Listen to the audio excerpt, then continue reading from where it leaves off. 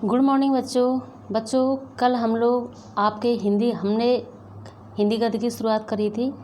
तो उसमें जो आपका हिंदी गद्य का पहला चैप्टर है भारतेंदु हरिश्चंद्र, इनके जीवन परिचय के बारे में बताया था। और आज हम इस चैप्टर की रीडिंग करेंगे। इसका नाम है एक अद्भुत अपूर्व स्वप्न। ठीक है, एक अद्भुत अपूर्व स्वप्न। अद्भुत का मतलब होता है बहुत ही अलग तरीके का, अनोखा। और अपूर्व का मतलब होता है जो पहले कभी नहीं हुआ हो, पहले कभी नहीं देखा गया हो, ऐसा स्वप्न। तो इसमें जो लेखक हैं भारतेंदु हरिश्चंद्र, वो बता रहे हैं कि इसमें ऐसा एक सपना होता है जो पहले कभी नहीं देखा गया हो या बहुत ही अलग तरीके का हो। आज रात्रि को पर्यक पर जाते ही अचानक आंखें लग गईं। बच्चों यहाँ पर जो लेखक है वो कह रहा है कि पर्यक का मतलब होता है पलंग। जैसे ही वो पलंग पर सोने के लिए गया तो अचानक से आंखें लगने का मतलब उसको नींद आ गई। सोते में सोचता क्या हूँ कि इस चलायमान शरीर का कुछ ठिकाना नहीं, इस संसार में नाम स्थिर रखने की कोई युक्ति निकल आए तो अच्छा है, क्योंकि यहाँ की रीति देख मुझे पूरा विश्वास होता है कि इस चपल जीवन का क्षण भर का भरोसा नहीं है। ऐसा भी है बच्चों, यहाँ पर जो लेखक है वो कह रहा है कि इस चलायमान शरीर का कुछ ठिकाना नहीं है, यानी जो हमारा जीवन है वो चलायमान है। चलायमान का मतलब कभी भी हमारी जो सांस है वो कभी भी थम सकती हैं। हमारा जो शरीर है वो नश्वर है, कभी भी परमात्मा का बुलावा आ सकता है। ठीक है, तो वो जो लेखक है वो संसार में अपने नाम को स्थिर रखना चाहता है।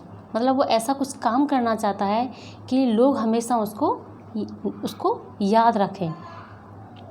तो वो इस बात का बच्चों आपको ध्यान रखना है कि इसमें जो लेखक है वो केवल एक सपना देख रहा है। ये सारी बातें वो सपने में ही सोच रहा है कि ऐसी कोई युक्ति निकल आए।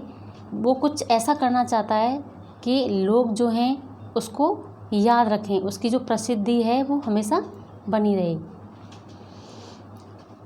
क्योंकि यहाँ की रीति देख मुझे पूरा विश्वास होता है कि इस चपल जीवन का क्षण भर का भरोसा नहीं है। ऐसा भी है, श्वास श्वास पर हर बजो वृथा श्वास मत खोए, न जाने या श्वास को आवन होए न होए। इसमें लेखक ये कह रहा है कि श्वास पर श्वास हर भजो, यानी कि हर सांस पर ईश्वर को भजो, ईश्वर का भजन करो। वृथा श्वास मत खोए, वृथा का मतलब होता है बेकार में ही, श्वासों को मत खो, यानी कि हर श्वास में ईश्वर का भजन करो, उसका ध्यान करो। न जाने या श्वास को आवन होए न होए, इसका भाव ये है कि पता नहीं फिर दोबारा से जो हमारी सांस है वो लौट कर आए या ना आए। यानी जो हमारा शरीर है वो नश्वर है, कभी भी वो उसका अंत हो सकता है। तो हमें हर सांस में ईश्वर का भजन करना चाहिए, ईश्वर का ध्यान करना चाहिए। देखो समय सागर में एक दिन सब संसार अवश्य मग्न हो जाएगा। इसमें लेखक ये कह रहा है कि ये जो समय रूपी सागर है उसमें एक दिन पूरे संसार को, मग्न का मतलब होता है डूब जाना है। ठीक है, कालवश शशि सूर्य भी नष्ट हो जाएंगे, यानी कि एक दिन शशि का मतलब होता है चंद्रमा, और सूर्य और चंद्रमा ये भी नष्ट हो जाएंगे। आकाश में तारे भी कुछ काल पीछे दृष्टि न आएंगे। इसमें लेखक कह रहा है कि कुछ समय बाद जो तारे हैं वो भी दृष्टि न आएंगे। बच्चों आपको इस बात का ध्यान रखना है कि आप सोचोगे कि सूर्य और चंद्रमा ये सब कैसे नष्ट हो सकते हैं। इस बात का ध्यान रखना है, ये केवल एक स्वप्न है, कल्पित स्वप्न, और उसमें ये सारी चीज़ें वो कल्पनाएँ कर रहा है। इसमें कभी आप इस बात को विशेष ध्यान रखना है। ये चैप्टर आपको जितना आसान लग रहा है उतना है नहीं, एक एक चीज़ आपको ध्यान से सुननी है इसको। ठीक है, तो ये सारी जो चीज़ें, ये जो इतनी सारी बातें आएंगी, ये सब कल्पना है लेखक की। केवल कीर्ति कमल संसार सरोवर में रहे न रहे, यानी इसमें जो लेखक है वो कह रहा है कि ये जो संसार रूपी जो सरोवर है उसमें कीर्ति यानी यश रूपी जो कमल है वो ही हमेशा खिलता रहे, और सब तो एक तप्त तवे की बूंद बैठे हुए।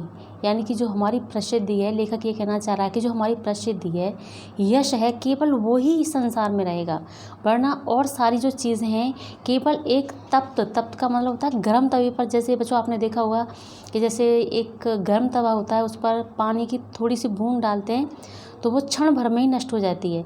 ऐसे ही लेखक ये कह रहा है कि जो सारा संसार है वो एक तवे पर गर्म बूंद की तरह है, तप्त तवे पर बूंद की तरह है, जो क्षण भर में ही नष्ट हो जाएगा। केवल यश और प्रसिद्धि एक ऐसी चीज़ें हैं जो हमेशा वो स्थिर रहती हैं संसार में। इस हेतु बहुत काल तक सोच समझ कर प्रथम विचार किया कि कोई देवालय बनाकर छोड़ जाऊं, परंतु थोड़ी ही देर में समझ में आ गया कि इन दिनों की सभ्यता के अनुसार इससे बड़ी कोई मूर्खता नहीं है। बच्चों यहाँ पर आपको मैं बता दूं कि जो लेखक है वो ऐसा काम करना चाह रहा है जिससे उसका जो यश है और जो कीर्ति है वो हमेशा बनी रहे। इसके लिए पहला विचार उसके मन में आता है, देवालय का मतलब होता है मंदिर, कि कोई मंदिर बना दूं, ठीक है, मंदिर बनाऊं तो लोग हमेशा मुझे याद रखेंगे। लेकिन जब थोड़ी ही देर बाद में उसकी समझ में आता है कि इन दिनों की सभ्यता के अनुसार इससे कोई बड़ी मूर्खता नहीं होगी। यह तो मुझे भली भांति मालूम है कि यही अंग्रेजी शिक्षा रही तो मंदिर की ओर मुख फेर कर भी कोई नहीं देखेगा। बच्चों यहाँ पर इस बात का ध्यान रखना है कि जैसे एग्ज़ाम में भी आपसे पूछ लिया जाए कि लेखक के मन में प्रथम विचार मतलब अपने नाम को स्थिर रखने के लिए पहला विचार क्या आया, तो आपको बता देना है देवालय बनाने का। लेकिन थोड़ी देर बाद भी वो इस विचार को बदल देता है, क्योंकि वो सोचता है कि अगर मैं मंदिर बना दूं कि इन दिनों जो सभ्यता है वो अंग्रेजी सभ्यता है, लोगों की जो आस्था है वो मंदिरों और ईश्वर के प्रति कम हुई है, उनका विश्वास कम हुआ है, तो लोग भी मंदिर को ज़्यादा नहीं पूजेंगे।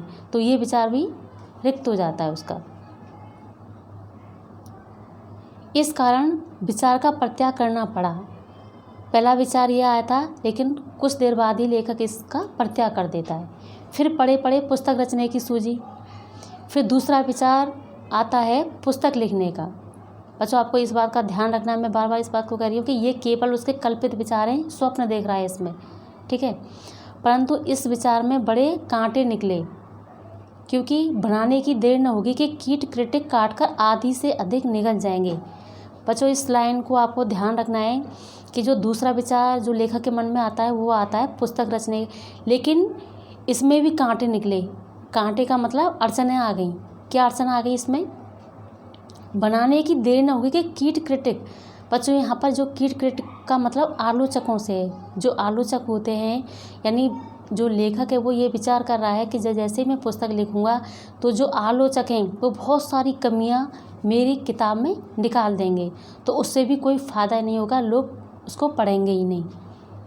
यश के स्थान पर शुद्ध अपयश प्राप्त होगा, क्योंकि जब आलोचक जो है आलोचना करेंगे, उस किताब में बुराइयां निकालेंगे, तो मुझे यश के स्थान पर क्या मिलेगा? अपयश मिलेगा, ठीक है। जब देखा कि अब टूटे फूटे विचारों से काम नहीं चलेगा, तब लाडली नींद को 2 रात पड़ोसियों के घर भेज आंख बंद कर शंभू की सी समाधि लग गया। यानी कि लेखक के मन में दोनों ही विचार आए, पहला देवालय बनाने का, दूसरा पुस्तक रचने का, लेकिन दोनों ही विचार उसके निष्फल हो गए। अब तीसरा जब वो सोचता है, रात में पड़ा कि अब ऐसा क्या किया जाए जिससे जो मेरा नाम है वो हमेशा संसार में चलता रहे, स्थिर रहे। यहाँ तक कि 61 या 51 वर्ष उसी ध्यान में बीत गए। बच्चों आपको इस बात का ध्यान रखना है कि इतना टाइम कैसे हो सकता है, ये केवल उसकी कल्पित कल्पनाएं हैं, स्वप्न हैं ये, कि 61 या 51 वर्ष उसी ध्यान में बीत गए कि उसे ऐसा क्या करे कि उसका नाम स्थिर रहे। अंत को एक मित्र के बल से अति उत्तम बात की पूंछ हाथ में पड़ गई। तो इस बात का ध्यान रखना, अति उत्तम पूंछ हाथ में पड़ने का मतलब है कोई अच्छी चीज़ सोचना या अच्छी चीज़ हाथ में लग जाना। तो मतलब बहुत कुछ उस लेखक ने सोचा, तो एक अच्छी बात उसके पल्ले पड़ी, वो भी उसके मित्र की सहायता से। वो क्या अच्छी बात थी देखो, स्वप्न ही में प्रभात होते ही पाठशाला बनाने का विचार दृढ़ किया। यानी प्रभात का मतलब होता है सुबह होते ही पाठशाला बनाने का। अब तीसरा विचार बच्चों यहाँ पर लेखक के मन में यह आया है कि क्यों ना एक पाठशाला यानी स्कूल बनाया जाए। ये सब स्वप्न की बात है, स्वप्न में ही आ रही हैं सारी चीज़ें। परंतु जब थैली में हाथ डाला तो केवल 11 गाड़ी ही मोहरें निकली। आप जानते हैं इतने में मेरी अपूर्व पाठशाला का एक कोना भी नहीं बन सकता था। बच्चों, आपको इस बात का ध्यान रखना है कि आप सोचोगे कि इतनी मोहरें, 11 गाड़ी मोहरों से क्या स्कूल ही बन सकती है। ये केवल कल्पना है। वो समाज को कुछ बताना चाहता है इनके माध्यम से। निदान अपने इष्ट मित्रों की भी सहायता लेनी पड़ी। यानी लेखक जब पाठशाला का निर्माण कर रहा है तो इसके लिए उसे इतने सारे पैसे थे और साथ में जो मित्र थे उसकी भी सहायता लेनी पड़ी, उनसे भी धन लेना पड़ा। ईश्वर को कोटि धन्यवाद देता हूँ जिसने हमारी ऐसी सुनी। यदि ईंटों के ठौर मुहर चुनवा देते तब भी 10-5 रेल रुपए और खर्च करने पड़ते। यानी इसमें लेखक कह रहा है कि जैसे विद्यालय, जैसे कोई बिल्डिंग बनाई जाती है तो उसमें ईंटों का प्रयोग किया जाता है, तो उसके स्थान पर अगर वो सोने की मुहरें भी चुनवा देता तब भी 10-5 रेल रुपयों की और ज़रूरत पड़ती। होते होते सब हरि कृपा से बनकर ठीक हुआ। इसमें व्यय हुआ। अब देखो, स्वप्न में ही बच्चों इस बात का ध्यान रखना है कि स्वप्न में ही पाठशाला का निर्माण हुआ है, इतना सारा पैसा लगा है इसमें व्यय हुआ तो मुझे स्मरण नहीं, परंतु इतना अपने मुंशी से मैंने सुना था कि 1 का अंक और 387 शून्य अकेले पानी में पड़े थे। बनने को तो एक क्षण में सब कुछ बन गया था, परंतु उसके बच्चों अगला जो पैराग्राफ है वो आपको बदलना है। जोड़ने में पूरे 25 वर्ष लग गए। जब हमारी अपूर्व पाठशाला बनकर ठीक हुई उसी दिन हमने हिमालय की कंदराओं में से खोज कर अनेक उद्दंड पंडित बुलाए। बच्चों, यहाँ पर इस बात का ध्यान रखना है, जैसे स्वप्न में ही जो लेखक है पाठशाला बनाता है, पाठशाला का निर्माण करता है, तो पाठशाला के लिए टीचरों की भी ज़रूरत पड़ेगी। पंडित का मतलब यहाँ टीचरों से है, शिक्षकों से है। तो वो कह रहा है कि इसके लिए हिमालय की कंदराओं में छिपे हुए शिक्षकों को, उद्दंड पंडित शिक्षकों को बुलाया गया, जिनकी संख्या 0.5 से अधिक नहीं है। इस पाठशाला में अनगिनत अध्यापक नियुक्त किए गए, परंतु मुख्य केवल ये हैं। पंडित मुग्धमणि शास्त्री तर्क वाचस्पति, यानी पहला जो शिक्षक है उसका नाम है पंडित मुग्धमणि शास्त्री, जो तर्क वितर्क का ज्ञाता है, पहला अध्यापक है ये। पाखंड प्रिय धर्माधिकारी अध्यापक धर्मशास्त्र, दूसरा जो शिक्षक है वो है धर्मशास्त्र का ज्ञाता। वो कैसा है? पाखंड प्रिय। प्राणांतक प्रसाद व्याकरण अध्यापक वैदिक शास्त्र, यानी कि अगला जो शिक्षक है उसका नाम है प्राणांतक प्रसाद, जो व्याकरण शास्त्र का ज्ञाता है, यानी व्याकरण पढ़ाता है। ठीक है। लुप्त लोचन ज्योतिषाभरण अध्यापक ज्योतिष शास्त्र, और अगला जो शिक्षक है वो है लुप्त लोचन ज्योतिषाभरण, जो ज्योतिष शास्त्र का ज्ञान देता है। शील दावानल नीति दर्पण अध्यापक नीति शास्त्र और आत्मविद्या, यानी जो शील दावानल है वो नीति दर्पण अध्यापक है, यानी नीति दर्पण को पढ़ाता है, और नीति शास्त्र और आत्मविद्या। तो ये बच्चों शिक्षक हैं। ठीक है। तो आज हम यहीं पर इसको समाप्त करते हैं। कल जो पैराग्राफ होगा उसकी रीडिंग करेंगे हम।